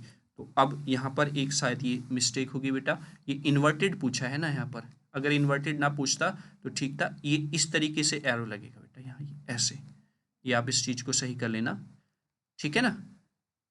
ये इन्वर्टेड पूछा है, इन्वर्टेड में जैसे जैसे ऊपर वाली चीजें हैं तो वहां पर नंबरिंग ज्यादा होनी चाहिए कंपेयर टू द बेस, तो वो इन्वर्टेड बनेगा। यानी कि इस तरीके से बेटा, यहाँ पर अगर मैं यहाँ पर डिजाइन करके दिखाऊं, ये इस तरीके से इन्वर्टेड रहता है, ये है ना, ये अपर लेवल पर ज़्यादा होगा, लोअर पर यानी कि प्रोड्यूसर्स के नंबरिंग कम होंगे। ठीक है, चलिए, और नेक्स्ट क्वेश्चन किस तरीके से है, why is energy pyramid always upright, energy pyramid क्यों हमेशा ऊपर की तरफ यानी कि सीधा ही बनता है। वो इसलिए बनता है as the energy level decreases as it passes from one trophic level to the another and only decreases in an upward motion. और वो जो एनर्जी का लेवल है वो केवल और केवल अपवर्ड मोशन में ही डिक्रीज हो रहा है। The flow of energy with in a food chain is unidirectional, और इसका मतलब ये हो गया कि एनर्जी का जो फ्लो है वो केवल और केवल फूड चेन में यूनिडायरेक्शनल है, which means that it move in A set direction, एक पर्टिकुलर डायरेक्शन में मूव कर रहा है, and never change course of flow backward, और कभी भी वो बैकवर्ड डायरेक्शन में फ्लो नहीं हो रही है एनर्जी का जो लेवल है। This makes for an upright energy pyramid that is always in a perfect balance, यानी कि जो एक परफेक्ट बैलेंस में अपराइट फॉर्म में ही देखने को मिलता है। और यही रीजन है कि वो पिरामिड हमेशा अपराइट ही बनेगा, क्योंकि जैसे जैसे ऊपर की तरफ हम जाते हैं वैसे वैसे एनर्जी का लेवल घटता चला जाता है। और what is the 10% law, The 10% law was given by the Raymond Lindens. This law states that when energy is transferred from one tropic level to the other, यानी कि जो रेमंड्स लिंडमैन का जो लॉ है 10% एनर्जी का, उसमें जब energy transfer होती है एक ट्रॉपिक लेवल से दूसरे ट्रॉपिक लेवल पर, तो only 10% energy from the organic matter is passed on, केवल और केवल 10% एनर्जी ही पास हो पाती है दूसरे ऑर्गेनिज्म पर। आई होप इस तरीके के क्वेश्चंस में आपको कोई समस्या नहीं होगी, आपको चीजें रिकॉल भी हो रही हैं और कनेक्ट भी आप कर पा रहे हैं कि क्वेश्चन कोई हार्ड या इस तरीके से नहीं पूछा जाएगा। बस कुछ नेम्स पर भी आपको विशेष ध्यान रखना है, जिसके नेमिंग एक से ज़्यादा है, वो घुमा फिरा कर क्वेश्चन में वहाँ पर आपको फंसा सकता है दूसरा नाम देकर। जैसे why are 3 less number of organism at the top of the ecological pyramid, मतलब अगर आप ध्यान से देखिए तो लेस देन आपका लेस नंबर ऑफ ऑर्गेनिज्म जो टॉप इकोलॉजिकल पिरामिड में है, तो उसी को यहाँ पर पूछा गया है। तो there are less number of organism at the top of the pyramid because there is a very little food left for the secondary consumer. समझे ना, यहाँ पर क्या पूछना चाह रहा है, वो ये पूछना चाह रहा है कि अगर आप इकोलॉजिकल पिरामिड की बात करें अपराइट की, तो वहाँ पर अपर मोस्ट पर कम नंबरिंग रह जाती है। वो क्यों रह जाती है, उसका रीज़न ये है कि जैसे जैसे अपराइट पहुंचते हैं तो एनर्जी का फ्लो जो है उसके हिसाब से बहुत कम अमाउंट में एनर्जी रहता है, मिलता है उनको, है ना, compare to the primary consumers. Similarly there are fewer consumers than the producers, producers के कंपैरिजन में कंज्यूमर्स की जो नंबरिंग होती है, बायोमास होता है, वो कम होता है। तो यानी कि अपराइट पिरामिड की यहाँ पर बात हो रही है, जो सीधे पिरामिड बने हुए हैं। ठीक है, चाहे आप बायोमास देख लीजिए, नंबरिंग की फॉर्म में देख लीजिए या एनर्जी की फॉर्म में देख लीजिए। क्लियर हुआ? तो आई होप इस तरीके के क्वेश्चन से आपको कोई भी समस्या नहीं होगी, जो शॉर्ट क्वेश्चनिंग है। अब जो लास्ट टॉपिक आज हम कवर करने वाले थे वो बैलेंस इकोसिस्टम है, और इससे बेहतर पिक्चर आपको इसको समझने के लिए नहीं हो सकती है, बैलेंस इकोसिस्टम। अब आप इकोसिस्टम के बारे में तो समझ गए हैं, तो कहीं ना कहीं हमें सर्वाइव करने के लिए, अपनी लाइफ में अपने फ्यूचर को देखते हुए सर्वाइव करने के लिए कहीं ना कहीं हमें बैलेंसिंग तो बनाकर रखनी पड़ेगी। तो यही है बैलेंस इकोसिस्टम, यानी कि अपने इकोसिस्टम में हमें बैलेंसिंग बनाकर रखना पड़ेगा। ऐसा ना हो कि नंबर ऑफ प्रोड्यूसर्स तो बहुत ज़्यादा हो गए, उनको कंज्यूम करने वाला कोई नहीं है, या नंबर ऑफ कंज्यूमर्स बहुत ज़्यादा हो गए, प्रोड्यूस करने वाला कोई नहीं है। तो इस वजह से हमें अपने इकोसिस्टम के हर लेवल पर, हर ट्रॉपिक लेवल पर बैलेंस बनाकर रखना पड़ेगा। मतलब कहने का ये है कि अगर इस बंदूक से गोली चली और इस शेर को लगी और ये शेर मर के नीचे गिर गया, तो इसमें लॉस केवल और केवल शेर का नहीं है, लॉस इसका भी है, क्योंकि जैसे ही ये नीचे गिरा ये भी खत्म। तो दैट मीन्स हमें अगर सरवाइव करना है तो हमें ये बैलेंस बनाकर रखना पड़ेगा। I hope you can understand better. ठीक है, चलिए अब इसके बारे में समझ लेते हैं। बैलेंस इकोसिस्टम क्या है? Balance ecosystem maintain A flow of material and energy in a balanced ecosystem and interdependence of each factors exist. मतलब बैलेंस इकोसिस्टम में इंटरडिपेंडेंसी रहेगी हर एक फैक्टर की जो एग्जिस्ट कर रहे हैं उस इकोसिस्टम में। Any waste material can be used by living animals, plants and other organism. यानी कि जो भी वेस्ट मटेरियल है वो सब यूज किया जाएगा, living animals, plant and organ का कुछ भी हो, कहीं ना कहीं हमें उन सबको बैलेंस करके चलना पड़ेगा। आगे देखते हैं methodologies of balance in ecosystem. इसका एग्जांपल आप बहुत अच्छे से समझ सकते हैं कोरोना के समय में, क्योंकि हमने बहुत ज़्यादा पेड्स को कट किया है, तो उससे कहीं ना कहीं आपको बहुत सारे पॉल्यूशन से गुजरना पड़ रहा है, आपकी लाइफ को, आपकी हेल्थ को। तो इसलिए हमें कहीं ना कहीं बैलेंस तो बनाकर चलना पड़ेगा एनवायरनमेंट में। Any balance ecosystem consist of living as well as non living organism who interact with each other in an environment. The non-living features, which are also called the abiotic features, consist of sunlight, temperature, soil, precipitations, landscape and moisture and more. तो ये कुछ living and non living things हैं जिनके बीच में balance बनाकर रखना पड़ेगा ecosystem को मेंटेन रखने के लिए या सही फॉर्म में चलाने के लिए। सिमिलरली द लिविंग और the biotic features are the plants which are the primary producers and herbivorous are the primary consumers. Then comes the secondary consumers which are carnivorous and the omnivorous। यानी कि secondary consumers पर अगर आते हैं तो वो carnivorous, omnivorous है। Further there are डेट्रीवोर्स, टेट्रीवोर्स होंगे विच consume the decaying organic matters, या फिर हम बोलें इसको हैं डिकम्पोजर्स। आप डिकम्पोजर्स ही ध्यान में रखें, जो डिकेइंग ऑर्गेनिज्म, जो बचे हुए मैटर्स वैटर या मरे हुए डेड्स हैं उनको क्या कर लेते हैं, कंज्यूम करते हैं। ठीक है, तो ये मेथोलॉजी है बैलेंस करने का इकोसिस्टम को। आगे बात करें, thus we see how biotic factors depend on abiotic factors in order to survive. Similarly the plants need particular temperature। यानी कि इसका सबसे अच्छा एग्जांपल ये है जो प्रोड्यूसर ही है, अगर हम उसी की बात करें तो उसको ग्रो करने के लिए, उस प्लांट को ग्रो करने के लिए टेम्परेचर की आवश्यकता होगी जो उसके सुटेबल हो, सॉइल प्लस मॉइस्चर की आवश्यकता होगी। ठीक है, नेक्स्ट एनिमल्स की अगर हम बात करें तो animals depend on these plants, animals इन प्लांट्स पर डिपेंड हैं अपने फूड के लिए। Therefore if there is a change और alternation of any one further the balance in the ecosystem get disturb. और अगर आप बात करें नॉन लिविंग थिंग्स, टेम्परेचर या सॉइल की, अगर इनमें डिस्टर्बेंस होता है तो जो एनिमल इन पर डिपेंड हैं इन पर डिस्टर्बेंस हो जाएगा, और इन पर डिस्टर्बेंस हुआ तो कहीं ना कहीं आपका जो पूरा इकोसिस्टम है वो डिस्टर्ब हो जाएगा। ठीक है, यहाँ पर ये आप बहुत अच्छे से देख पा रहे होंगे, एक हरी पृथ्वी, जो हरी भरी पृथ्वी है उसके लिए पूरा साइकिलिंग आपकी जरूरी है। यानी कि अगर आप नई नई टेक्नोलॉजीज़ को अडॉप्ट कर रहे हैं तो कहीं ना कहीं उनको इतना अडॉप्ट करना है जितना वो ज़रूरी है, या जो हमारे एनवायरनमेंट को ज़्यादा हार्म ना पहुंचाएं। ये सारी चीज़ें हमें ध्यान में रखकर सारी चीज़ें तब हमें यूज़ करना है न्यू टेक्नोलॉजी का भी। ठीक है, चलिए आगे आते हैं। एनर्जी एंड मटेरियल साइकिलिंग, इसके बारे में समझ लेते हैं। We have made clear by now that the energy and material cycle is needed for a balance ecosystem, यानी कि एनर्जी और मटेरियल की जो साइकिल है वो बहुत ज़रूरी है बैलेंस इकोसिस्टम के लिए। Sunlight is the key source of energy in the ecosystem. Sunlight जो है वो एक इम्पॉर्टेंट सोर्स ऑफ एनर्जी है एनवायरनमेंट में या इकोसिस्टम में। Photosynthesis in the plant form oxygen which animals use for the respiration, यानी कि फोटोसिंथेसिस के माध्यम से प्लांट्स ऑक्सीजन को बनाते हैं जो हेल्पफुल होती है ह्यूमन बींग्स एनिमल्स के लिए उनको सांस लेने में, है ना।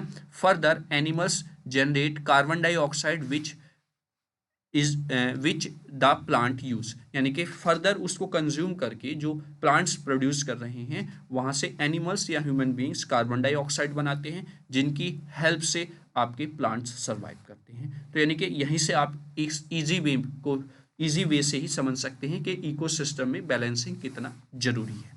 Similarly the small organism and the micro organism help in the decomposition of plant and the animals. Similarly small organism हो या माइक्रो ऑर्गेनिज्म हो वो डिकम्पोज करने में हेल्प करते हैं प्लांट्स या एनिमल्स को जो डेड हो जाते हैं। When the energy of sun convert into chemical energy for the photosynthesis or the respiration, the result in the loss of energy as heat, यानी कि ये loss of energy का heat की form में दिखाता है जब केमिकल एनर्जी में कन्वर्ट हो रही है सनलाइट फोटोसिंथेसिस के माध्यम से या फिर रेस्पिरेशन प्रोसेस में, है ना। Thus the energy of the sun is essential for perpetuating the energy cycle in a balance ecosystem, यानी कि बैलेंस इकोसिस्टम में साइकिल को बनाए रखने के लिए ये जरूरी है सन की एनर्जी जो है वो बैलेंस इकोसिस्टम को कहीं ना कहीं मेंटेन करके चलेगी रखेगी, क्योंकि वही एक प्राइमरी सोर्स ऑफ एनर्जी है जहाँ से एनर्जी स्टार्ट होती है। ठीक है, चलिए आगे बात करते हैं ह्यूमन्स एक्टिविटी का क्या इम्पैक्ट पड़ता है बैलेंस इकोसिस्टम पर। तो just like any other animals human also depends on the balanced ecosystem for the healthy life. Unfortunately, the activities being carried out by humans is creating a negative impact on the balance in an ecosystem, यानी कि जो humans beings के द्वारा जो activities negative form में की जा रही हैं वो कहीं ना कहीं बैलेंस इकोसिस्टम को यानी कि इकोसिस्टम को इफेक्ट कर रही हैं। आगे for instant when human pollute the abiotic features like the water, soil, air and more, they are degrading the quality of our environment and disrupting the balance। मतलब अगर हम बात करें ह्यूमंस जो पॉल्यूटेट कर रहे हैं एबायोटिक फीचर्स जैसे कि वाटर, सॉइल, एयर को, तो कहीं ना कहीं ये क्वालिटी ऑफ एनवायरनमेंट को डिस्टर्ब कर रही हैं और उससे आपका जो बैलेंसिंग इकोसिस्टम है वो पूरा का पूरा डिस्टर्ब हो रहा है। सिमिलरली डिफोरेस्टेशन, लैंड कन्वर्जन और आपका over fishing and more impacts are our balance ecosystem, वो कहीं ना कहीं इम्पैक्ट कर रहे हैं हमारे बैलेंस इकोसिस्टम को। जैसे हम बहुत ज़्यादा पेड़ को कट कर रहे हैं, हम बहुत ज़्यादा जो हमारी लैंड है उसको क्या कर रहे हैं, कन्वर्जन उसका कर रहे हैं, समुद्र में ओवर फिशिंग हम कर रहे हैं, तो कहीं ना कहीं वो उस फूड वेब, उस फूड चेन को डिस्टर्ब कर रही हैं जो इकोसिस्टम को डिस्टर्ब कर रहा है, या उससे इकोसिस्टम आपका डिस्टर्ब हो रहा है जिससे कि बैलेंस इकोसिस्टम जो एक वर्ड है वो पूरे का पूरा डिस्टर्ब हो रहा है। आगे जाकर हम इन सब के बारे में जो डिफरेंट टाइप्स के पॉल्यूशंस हैं उन सब के बारे में हम आगे डिस्कस करेंगे, सिलेबस में आपके दिए हुए हैं। However, several good sustainable human activities can restore the lost balance in an ecosystem. Several जो good sustainable human activities हैं वो कहीं ना कहीं इन जो ये गलत एक्टिविटीज़ करने से एनवायरनमेंट को हार्म हो रहा है, वो कहीं ना कहीं एक्टिविटीज़ रीस्टोर कर रही हैं उन चीज़ों को। जैसे आजकल गवर्नमेंट की तरफ से भी पेड़ लगाने के लिए बहुत जागरूकता हो रही है, तो लोग भी जागरूक हो रहे हैं और पेड़ लगा रहे हैं। तो दैट मीन्स कहीं ना कहीं ये रिस्टोर करने का, ये एक्टिविटीज़ रिस्टोर करने का एनवायरनमेंट को कहीं ना कहीं काम कर रही हैं। आगे, some of them are the use of biofuels. आगे, reforestation, plastic ban, prevention of burning of fossil fuels and more. यानी कि डिफरेंट डिफरेंट इन्वेंशंस हो रही हैं आपके एनवायरनमेंट को देखते हुए, जिससे कि एनवायरनमेंट को ज़्यादा से मतलब कम से कम हार्म हो या फिर ना के बराबर हार्म किया जा सके। ठीक है, उन चीज़ों की इन्वेंशंस की वजह से या इन एक्टिविटी की वजह से कहीं ना कहीं हम एनवायरनमेंट को अब ध्यान दे रहे हैं उसके लॉस पर। So we must try to adopt particles which will help in maintaining the balance of our ecosystem rather than the degrading it।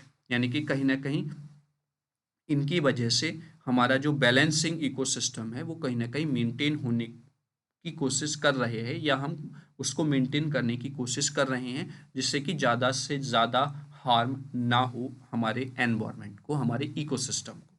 ठीक है, चलिए आगे बात कर लेते हैं। तो ये कुछ पिक्चर्स के माध्यम से मैं आपको यहाँ पर ह्यूमन एक्टिविटीज़ के बारे में जो अर्थ के इकोसिस्टम पर इम्पैक्ट हो रहा है उसको देखने की यहाँ पर कोशिश करेंगे। जैसे आप देख रहे होंगे, ये मोर पीपल मतलब पॉल्यूशन को लेकर यहाँ पर बात की जा रही है, और इस पॉल्यूशन वाले टॉपिक को ही अगर हम ध्यान में रखें तो जब ज़्यादा पॉल्यूशन मतलब ज़्यादा पॉपुलेशन होगी, मोर पीपल होंगे, तो वो ज़्यादा एनर्जी को यूज़ करेंगे, ज़्यादा लैंड्स उन्हें चाहिए, मोर रॉ मटेरियल की उनको ज़रूरत होगी, produce more waste and pollution वो करेंगे। तो इससे क्या होगा, हमारा पूरा इकोसिस्टम कहीं ना कहीं डिस्टर्ब हो जाएगा। ठीक है, जैसे फॉसिल फ्यूल्स हो गए, फिर सीवेज ज़्यादा होगी, फर्टिलाइजर्स का ज़्यादा यूज होगा, टॉक्सिक वेस्ट ज़्यादा होंगे, पेस्टिसाइड्स का ज़्यादा यूज होगा, है ना, और फिर carbon dioxide, sulphur dioxide, carbon oxide and smoking, ये बहुत ज़्यादा चीज़ें होंगी, और जिससे कि हमारा इकोसिस्टम कहीं ना कहीं डिस्टर्ब होगा। और वहीं पर इस पिक्चर में देखें तो how human activities impact the earth ecosystem. तो यहाँ पर आप देख रहे होंगे कि आपका ये सारा एग्रीकल्चरल जो लैंड्स था उस पर आपने बिल्डिंग बना दी, फिर हाउस हैं, तो ज़्यादा पॉपुलेशन होने की वजह से क्या होगा, ये लैंड बहुत कम हो गया है, और ये आप कहीं ना कहीं आपके इकोसिस्टम के जो रिसोर्सेज हैं उनको इम्पैक्ट करके ही, उनको हार्म करके ही ये सारी चीज़ें डिज़ाइन हुई हैं ह्यूमन एक्टिविटीज़ की मदद से। तो ये आपका था बैलेंस इकोसिस्टम के बारे में। मतलब एक लाइन में यही कहने का है कि बैलेंस ऑफ इकोसिस्टम बहुत ज़रूरी है, क्योंकि आपने समझा कि इकोसिस्टम में डिफरेंट डिफरेंट ट्रॉपिक लेवल्स हैं, और डिफरेंट डिफरेंट ट्रॉपिक लेवल्स पर living and non living things एक दूसरे से इंटरकनेक्ट हैं। तो एक चीज़ भी अगर डिस्टर्ब होगी तो कहीं ना कहीं दूसरे की लाइफ ज़रूर वहाँ पर डिस्टर्ब हो जाएगी। जैसे कोरोना के समय पर ऑक्सीजन की मात्रा की वजह से इधर आधर जो ऑक्सीजन के सिलेंडर हैं, जो मास्क हैं, उनको कोई नहीं पूछता था, लेकिन वहाँ पर जब नीड हुई तो वही चीज़ें बहुत कम मात्रा में होने की वजह से कॉस्टली हुई, तो वो कहीं ना कहीं डिस्टर्ब हो गई आपकी ह्यूमन जो लाइफ थी वो। तो वैसे ही आपका बैलेंसिंग ऑफ इकोसिस्टम अगर डिस्टर्ब होगा तो कहीं ना कहीं वो हार्मफुल होगा हमारे एनवायरनमेंट के लिए। चलिए आगे चलते हैं। तो फाइनली ये आपका आज का सेशन कंप्लीट होता है। सेशन आपको कैसा लगा उसके लिए आप कमेंट बॉक्स में कमेंट जरूर करें। और सेशन थोड़ा लंबा है, इसी वजह से एक बच्चा कह भी रहा था बेटा कि सर वन शॉट वीडियो बना दीजिए। बेटा वन शॉट वीडियो, क्योंकि वन शॉट वीडियो में फिर इतनी बड़ी वीडियो हो जाएगी, अगर हम डीपली उसको एक्सप्लेन करेंगे और पिक्चर्स के माध्यम से आपको एक्सप्लेन करेंगे तो वो बहुत ज़्यादा बड़ा मैटर हो जाएगा। तो इसलिए अच्छे से एक्सप्लेन करने के लिए जहाँ पर मुझे लगेगा कि किसी पर्टिकुलर यूनिट को हम एक ही वीडियो में ले सकते हैं या केवल 2 पार्ट में हम कवर कर सकते हैं, तो वो वहाँ पर कर लिया जाएगा। लेकिन क्योंकि ये सिलेबस ऐसा है, ये आपको ब्रॉड फॉर्म में अगर आपको बताया जाए, आपको पढ़ाया जाए, तो कहीं ना कहीं आप इसमें अच्छे मार्क्स गेन कर सकते हैं। तो इस वजह से आपको पार्ट वाइज यहाँ पर पढ़ाया जा रहा है, चैप्टर्स को भी डिवाइड करके मैंने पढ़ाया हुआ है। ठीक है, आई होप आपने अगर पूरे लेक्चर को देखा होगा तो आप इससे कोई भी क्वेश्चन किसी भी तरीके का यहाँ से पूछ लिया जाए, आपको कोई भी कन्फ्यूज़न नहीं होगा, इसकी मेरी गारंटी है। और साथ ही साथ स्टार्टिंग में भी मैंने आपसे बोला था और अब मैं फिर बोल रहा हूँ, इस लेक्चर को भी आप ज़्यादा से ज़्यादा बच्चों के साथ शेयर करें, जिससे कि ज़्यादा से ज़्यादा बच्चे लाभ उठा सकें और इस फ्री ऑफ कॉस्ट मैटर का फ़ायदा लें। वो चाहे बीटेक के हों, बीएससी में, कहीं पर भी अगर आप एनवायरनमेंट पढ़ रहे हैं तो ये टॉपिक वहाँ पर आपके लिए हेल्पफुल होंगे। तो चलिए अब नेक्स्ट जो चैप्टर नंबर 3 है यूनिट 1 का, अब हम उसको कवर अप करेंगे नेक्स्ट वीडियो में। तब तक जय हिंद, जय भारत।